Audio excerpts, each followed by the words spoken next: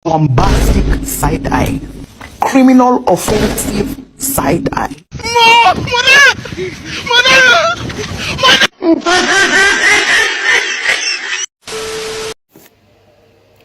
Assalamualaikum warahmatullahi wabarakatuh. Kami dari kelas 11-3. Hari ini kami akan melakukan remedial dengan pembahasan dari bab 1. Perkenalkan, saya Zahra Sata Sembulu. Dan dengan saya Febrianti Rani Hakiki. Dan di sini saya akan menjelaskan tentang The Dark Age. The Dark Age adalah zaman kegelapan di mana bangsa Eropa mengalami krisis ilmu pengetahuan dan akibat doktrin dari gereja dan ahli Katolik absolut. Pada zaman itu, orang-orang Eropa memiliki ketakutan untuk menggunakan jalur laut karena dipenuhi oleh mitos-mitos menakutkan dan masih dipengaruhi oleh pendapat bahwa bumi itu datar, negara tidak terdapat adalah Portugal dan Spanyol. Penaklukan Konstantinopel. Sultan Muhammad Al-Fatih menaklukkan Konstantinopel dan berkuasa di sana. Ia menutup timur ke barat dan menyebabkan harga rempah-rempah menjadi lebih mahal dan langka.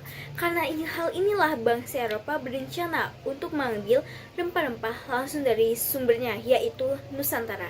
Dan dari sanalah bangsa Eropa memulai penjajakan ke Nusantara. Dan selanjutnya adalah rempah-rempah. Bangsa Eropa mencari rempah-rempah dikarenakan persediaan di negaranya terbatas dan rempah-rempah sangat berguna saat perdagangan dan obat-obatan.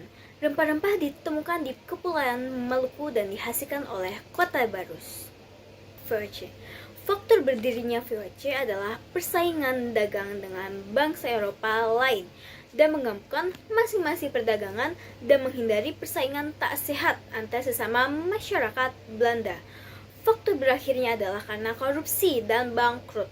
Konsep monopoli perdagangan adalah VOC, memanam rempah-rempah dari Maluku secara habis-habisan dengan harga yang cukup murah. Karena kondisi Maluku yang dikuasai oleh VOC saat itu, lalu VOC akan menjual rempah-rempah tersebut dengan harga yang sangat mahal. Dan pada tahun 1602, VOC di Batavia mempunyai hak oktroy yang membuat mereka memiliki kekuasaan dan wewenang untuk menjalankan usahanya seperti sebuah negara. Dan materi selanjutnya akan dibawakan oleh saya, yaitu Febrianti Rani Hakiki. Selanjutnya, hak oktroy. Hak oktroy adalah membuat mereka memiliki kekuasaan dan wewenang untuk menjalankan usahanya seperti sebuah negara. Tak hanya itu, mereka juga mengurus perizinan perusahaan dagang lain di Indonesia. Dengan kata lain, mereka bisa secara bebas menentukan siapa pihak yang boleh berdagang di Indonesia. Dan jenis hak untuk mencetak mata uang sendiri, memungut pajak, merebut dan memerintah negara jajahan, memiliki angkatan perang sendiri, dan melakukan monopoli perdagangan. Selanjutnya ada perlawanan bangsa Indonesia. Yang pertama ada Perang Aceh. Perang Aceh terjadi pada 1873 sampai 1904 melawan kolonialisme Hindia Belanda.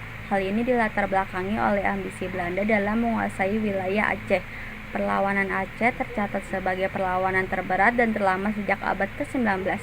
Yang kedua ada Perang Padri. Perang Padri dikenal sebagai perang saudara yang akhirnya menjadi perang melawan pemerintahan Hindia Belanda atau lebih dikenal sebagai kolonial Belanda. Dalam pandangan kaum Padri, kaum adat dianggap menjalankan penyimpangan ajaran Islam, salah satunya sambung ayam. Pertentangan ini dimanfaatkan oleh Belanda dengan mengangkat salah satu residennya di Minangkabau, yaitu James Dupuy.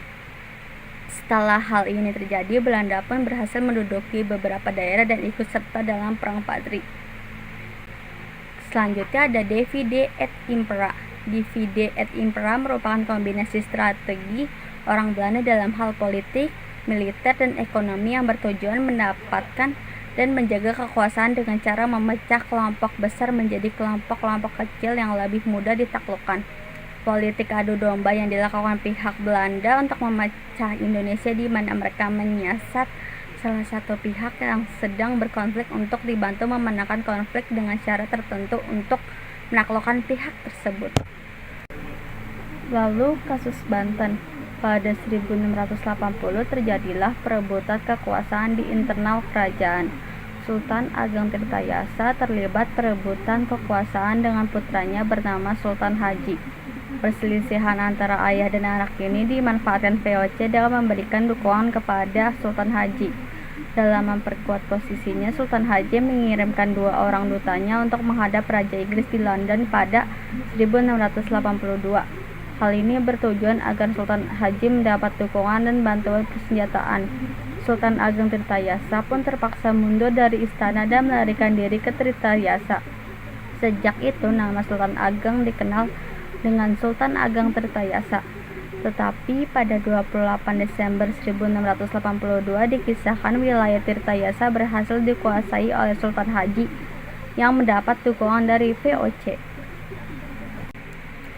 Dan materi terakhir yaitu ada dampak penjajahan.